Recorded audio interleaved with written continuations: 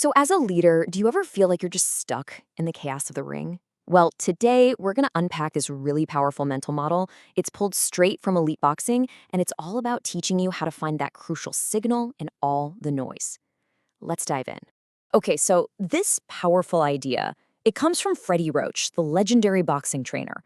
And when he said this, he wasn't just talking about, Manny Pacquiao's insane speed or his power. No, he was pointing to something much deeper, a critical thinking skill, a mental discipline that's really the difference between being good and being truly great.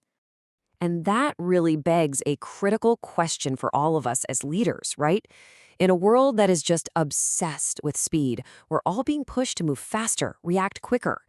But here's the thing, is all that constant motion actually making us vulnerable? I mean, are we moving so fast that we're losing the ability to truly see what's really going on? So that leads us right to the heart of the problem, what we're calling the leader's speed trap. And honestly, it's a super common and frankly, a pretty dangerous dynamic for anyone who's trying to operate at a really strategic level.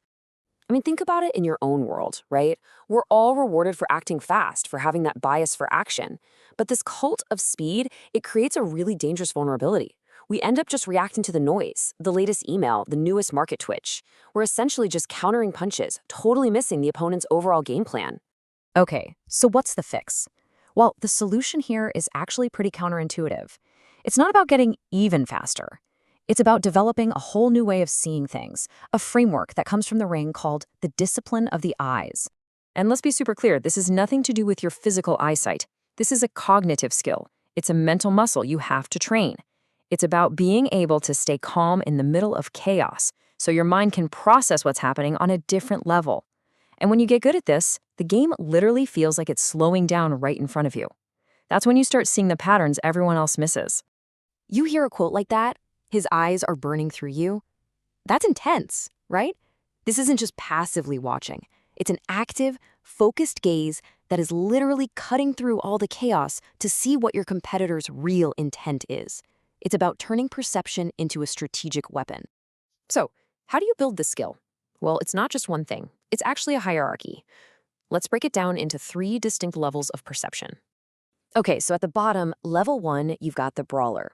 This is all about reacting. It's emotional, it's instinctual, it's driven by what just happened.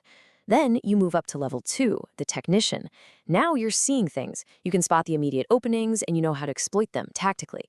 But the top level, level 3, that's the master. This is where you're not just seeing the opening, you're seeing the deep, recurring patterns that let you anticipate what's going to happen next. So let's put it simply. The brawler? That's pure reaction. You get hit, you swing back. Simple.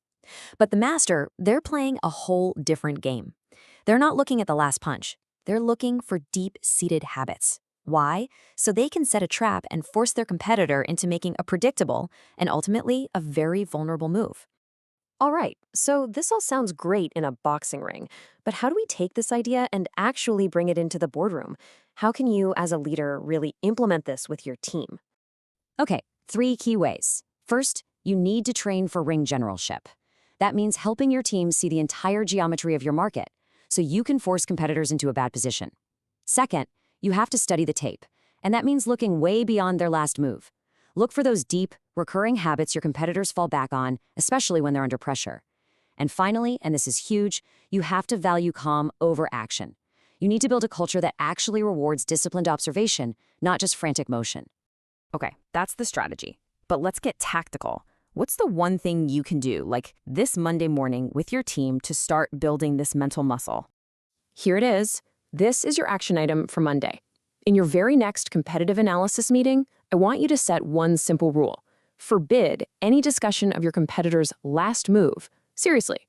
Instead, the entire focus of the meeting has to be on identifying one single recurring habit in their behavior. The whole point is to shift your team's mindset away from just reacting to the last punch and toward anticipating the next combination. So here's the final thought I want to leave you with. When you're looking at your competitors, what is the one pattern that they just can't stop repeating? And once you find it, how are you going to use it to set your next trap?